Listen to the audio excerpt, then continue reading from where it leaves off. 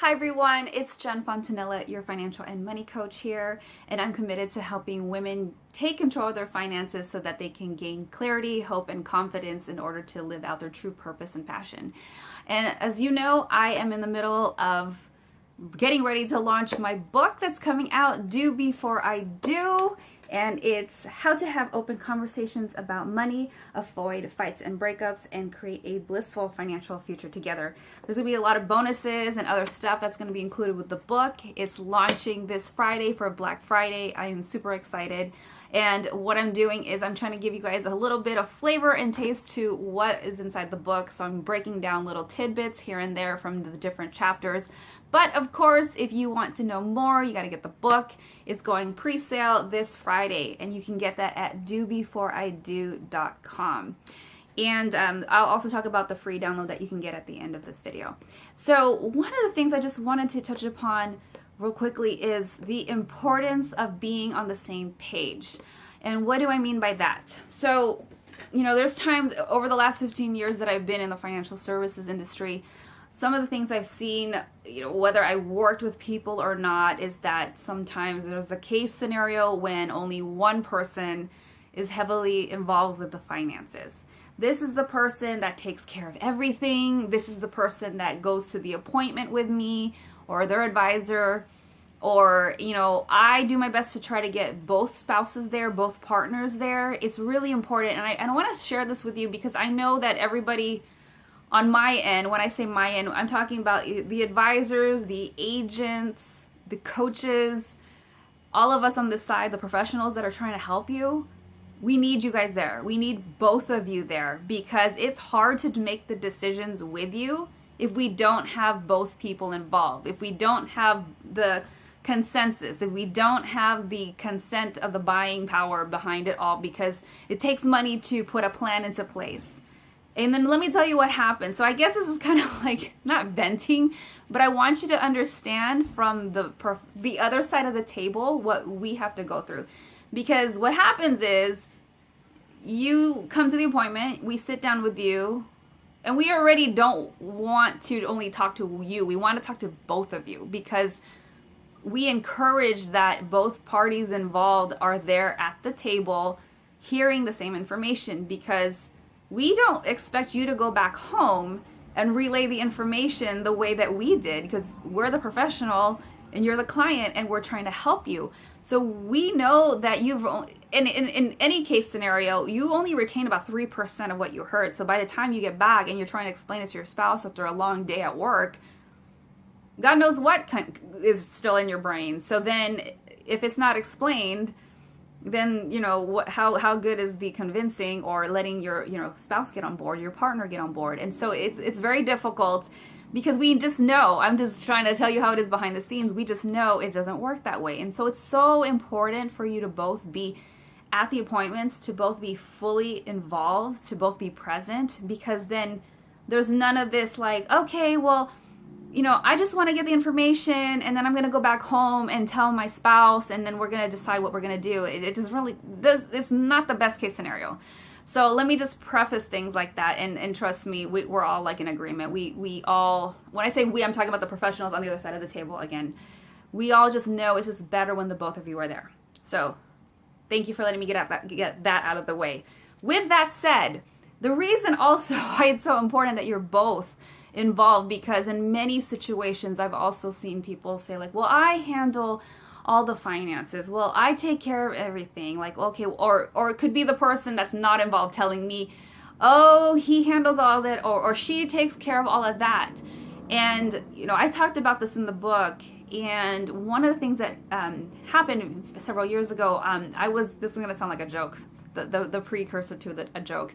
So it was myself, I was a financial advisor at the time, and then a lender, a realtor, and a family law attorney, and we used to host these monthly workshops.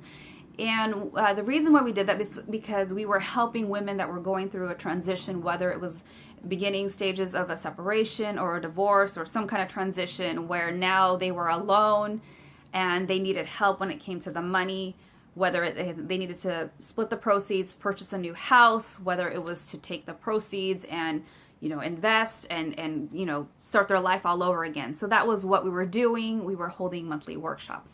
And one of the things that I would say all the time when it was my portion of the presentation was that, I'm talking to these women, and I was talking about, their ex-husbands or soon to be. And I said, if you're not involved, one or two things is going to happen. Either he's going to die or he's going to leave you, because we knew that this was, think about the target audience we were speaking to. These were women that were about to go through a divorce. And the reason why I said that, and you have to understand, I have, I guess in a way I'm desensitized because I look at it as very black and white. There's a lot of emotion involved, but sometimes when you're dealing with these situations, you have to take the emotion out in order for you to make these logical decisions that's going to drastically impact your financial future. So I'm able to kind of look at it that way. So I don't mean to sound like I'm insensitive, that I don't care. It's just that I have to be able to look at it logically. And so the reason why I said that is because there were a few situations that I had personally been in when I was helping people where the spouse had no idea what was going on. One case was that it was a divorce situation, and she didn't know where the paperwork was. The husband had been the one that took care of it all the time, and she had no idea where it was. She didn't know what accounts they had. She didn't know which ones were the joint accounts. And then she didn't know, what the balances were. Now, here was the part that makes it more frustrating. We can't call it because she's not on the accounts. And if you don't know which accounts exist, you don't know what to call. And if your name's not in an account, you have no right to inquire, even though that person is still technically your spouse. So as you can see, the level of complexity here is very difficult to do planning. It's very difficult to do, in situations like that, you have to end up waiting for, the court and the whole divorce to settle and all that stuff. And then you have to get a quadro, and I'm not going to get into all that stuff because that's the thing that we're trying to avoid. So the point that I'm trying to make is that it's so important, because let's just say you stay married, right? Well, unfortunately, death and taxes, as Ben Franklin said, is unavoidable, and that's just going to happen, and that's the way life is. And so if that's the route that you end up taking and you stay married, you can't ask somebody that's already passed, hey, how much money do we have, and what bank accounts, where are all those things? And especially when you start to get up in age, you're even in my own family, we have memory loss, dementia, that kind of thing. And so it's very difficult. It's very difficult. And sometimes time goes on and time passes, and then you just never ever got to that money conversation that should have taken place a long time ago.